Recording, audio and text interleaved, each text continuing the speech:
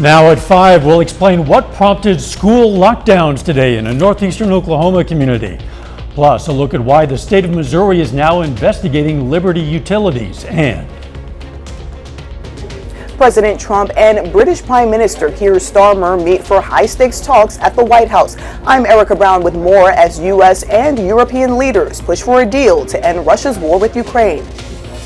The 4 states' most watched news starts now. Missouri has launched an investigation into Liberty Utilities operations in the state. This is KOAM News at 5. I'm Dow Quick. The investigation was ordered by the Missouri Public Service Commission. KOAM Samantha Walker is live outside the Liberty Utilities office in Joplin with details. Thanks, Dow. In a meeting today, the Missouri Public Service Commission voted 5-0 to launch an investigation into all Liberty utility companies operating in Missouri. The commission says this investigation comes following a series of inquiries, complaints, and comments from customers about Liberty's billing and customer service. In August of last year, KOAM reported on billing issues in the 4 states. The commission says they've heard these concerns loud and clear. There is no excuse for customers to not receive bills, or for customers to have bills that are not timely, or for customers not to be able to reach someone at Liberty Utilities when they have an issue. In August, Liberty told KOAM in a statement a limited number of customers have been impacted by data issues related to a billing system transition. We reached out to Liberty Utilities regarding the investigation and have yet to receive a statement. Reporting live, I'm Samantha Walker, KOAM News. All right, Samantha, thank you so much. Authorities say it turns out there was no danger to students today following a report of gunshots near a northeastern Oklahoma school. The Quapaw School District went into lockdown a little before noon today when an Amazon driver reported someone was shooting a gun behind the administration building. Investigators determined it was a person doing target practice about 4 blocks south of school and that there was no threat to the district. But they did arrest a suspect requesting a charge of reckless discharge of a weapon. Are you currently job hunting or dealing with a recent job loss in these challenging economic times? Well, several businesses in various industries are hiring right now across the 4 states. Some local experts tell us they're seeing more job openings right now than previously. I would say in the Joplin area right now, we're seeing a lot with auto mechanics. That kind of industry is really heavy right now, as well as factory and manufacturing. It is growing quite a bit. There's always a need for medical individuals in healthcare, construction. Construction's also a very big employer in this area. Shanks recommends reaching out to employment placement companies for help. Not only do they assist in the job search, but they can help with other things like brushing up on interview skills. Pittsburgh State University's Crossland Technology Center is hosting Wood Product Manufacturing Days today and tomorrow.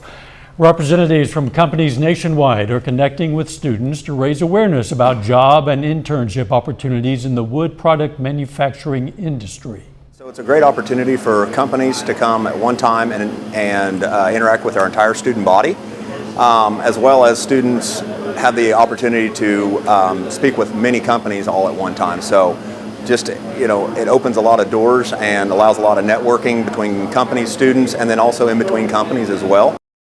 That event continued into the afternoon and will resume tomorrow from 8:30 to 11:30 a.m. Let's check in with Chief Meteorologist Doug Heddy now for a first look at the weather. Well, it turned out to be another nice one for us today. A little bit on the windy side across the region. We have northwesterly winds kind of kicking in at about 15 to 20, but these winds will get moving even more as we go into Friday. They switch out of the southwest, so we're going to have winds gusting 30 upwards of 35, maybe pushing 40 at times, but it's going to help our temperatures out. 64 in Joplin, 63 in Pittsburgh. Fantastic evening. Most of us low to mid 60s across the board. As we go through the evening, we slide into the 50s, 40s, kind of chilly later on tonight as we back down into the upper 30s, but crystal clear blue skies. And if you like the weather today, gets even better on Friday as we go into lower 70s during the afternoon. We're going to talk more about that here in just a bit. President Trump is focused on the war in Ukraine during a meeting with Britain's Prime Minister today and Ukraine's president visiting tomorrow. Erica Brown has more details now from the White House. President Trump, can you get a peace deal done in Ukraine? Yes. British Prime Minister Keir Starmer arrived at the White House for talks with President Trump about ending the war between Russia and Ukraine. Thank you for changing the conversation to bring about the possibility that now we can have a peace deal. Starmer is pushing Trump to get assurances that if there is a peace deal, the U.S. will help provide security agreements to stem Russian aggression. You're talking about a peacekeeping force.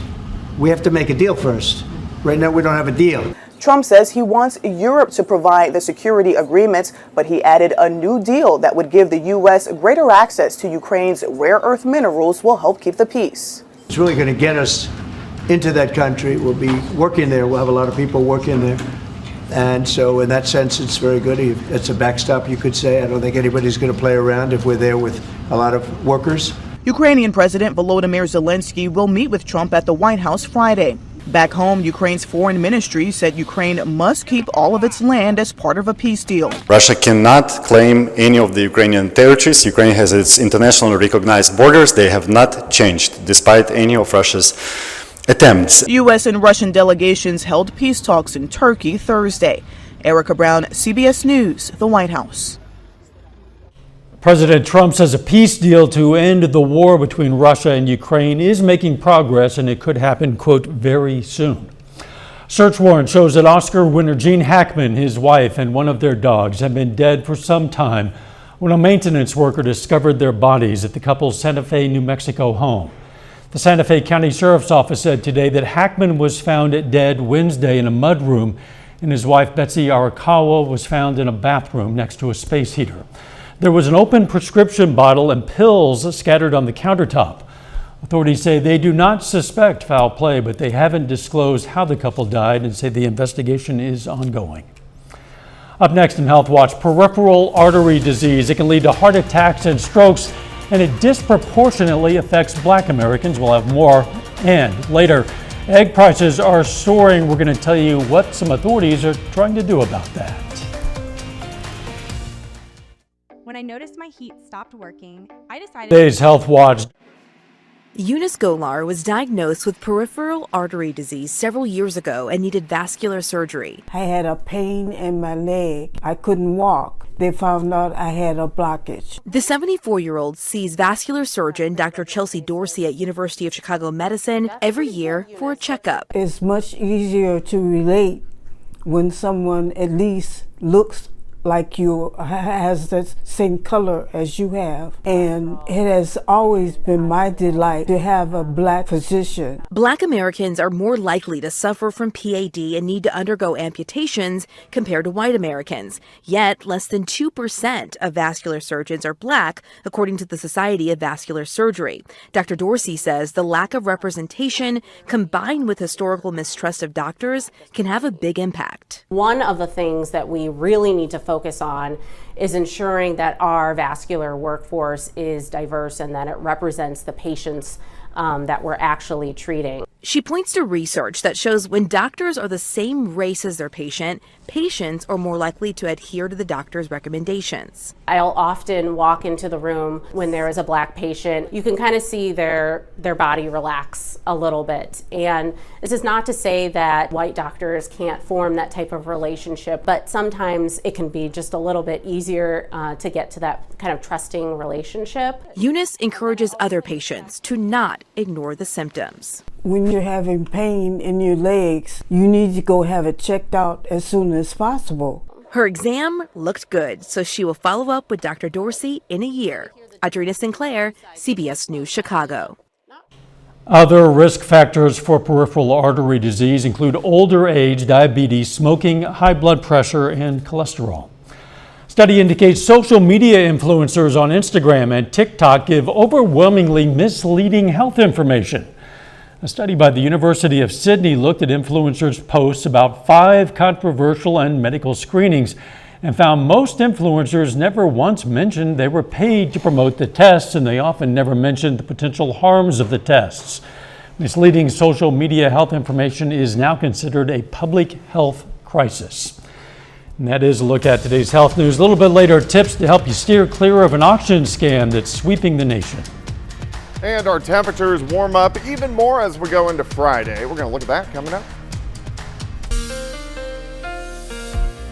Well, it turned out to be a beautiful Thursday for us today. Sunny skies, most of us into the mid-60s during the afternoon. And we're going to warm up even more as we go into your Friday. Looking outside, here's a nice shot of our Indigo Sky Casino and Resort Indigo just outside of Seneca, Missouri. But a great evening on tap for us. The winds are going to start to pick up a little bit, but that's going to help our temperatures warm up even more. All right, drought tracker always comes up or updates on Thursdays. So if we zoom in, even though we've had the snowpack on the ground, we're still kind of dry, a little moderate drought north of Joplin. So we want to get rain when we can get it across the region. We do have rain in the forecast. Through the evening, we drop through the 50s, 40s, upper 30s later on tonight, but temperature is great. Most of us mid-60s across the board. Evening daylight hours stretching out. In fact, a little over a week, daylight saving time will begin. 64 right now, west-northwesterly winds at about 10 to 15, but we've had some gusts a little bit higher than that, near 20.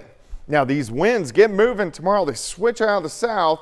We'll have gusts 30, upwards of 35, maybe 40 in spots. They come down a bit tomorrow night, and then breezy northerly winds as we go into Saturday. Clear skies, not much going on here, not much. The whole western half of the country. Here's our next little system right off the coast of California, which will start to affect us at the very end of the weekend. All right, let's go through time. Upper 30s to about 41, 42 tonight, so not as cold. Southerly winds increase by noon. Most of us into the mid-60s. Look at the afternoon. Upper 60s, 70 to about 72 degrees. I think most of us 71, 72. So Friday looks fantastic. Front drops through. You can see the wind switch out of the north. So a little bit colder. Saturday morning, we'll get some clouds in here into the mid-30s. Saturday is going to be cooler, but it's going to be nice, right where we should be for this time of the year. 53, 54, 55 degrees as we go into Saturday afternoon. All right, 44 to start, 66 by noon. High temp 72 on Friday. Cooler Saturday, back to 61 on Sunday, but we're going to watch for rain chances increasing. I think it's going to be Sunday evening. So I think the whole weekend's going to be dry. Whole bunch of nothing over the next few days. Here comes this weak wave.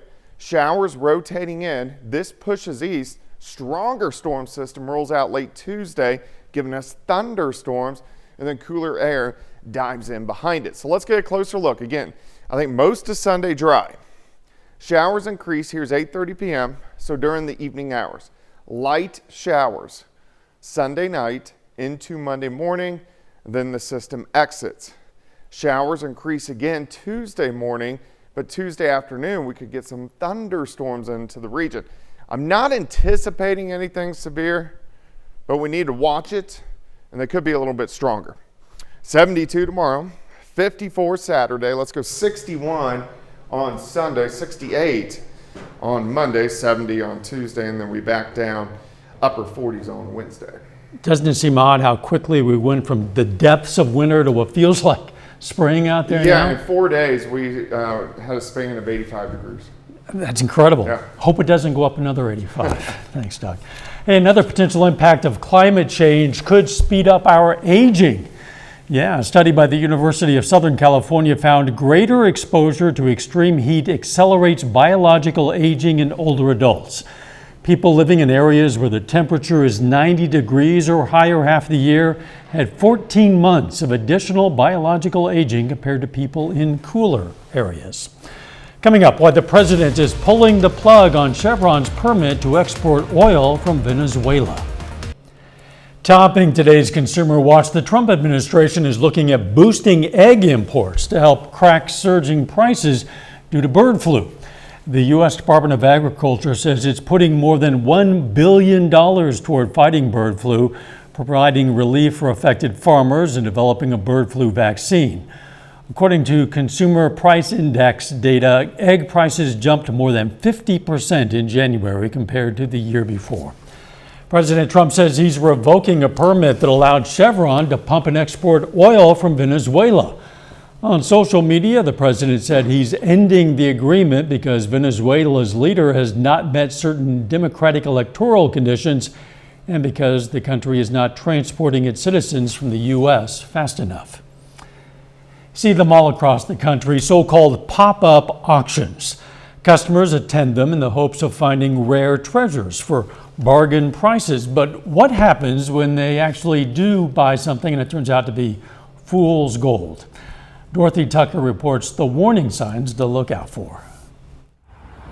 These signs luring customers to a pop-up auction with fancy cars, fine jewelry at bargain prices just happen to be in suburban Chicago, but they've been spotted all over the nation. CBS News Chicago Undercover visited a pop-up auction in Northbrook, Illinois last summer. So it's gold, color yellow. It was a bustling room with Persian rugs stacked against the wall, cases of expensive jewelry. This is a blue diamond. Aisles of fine art. Because this is a one-on-one piece. You're not going to find in this gallery. It may be, but on the auction's website, this.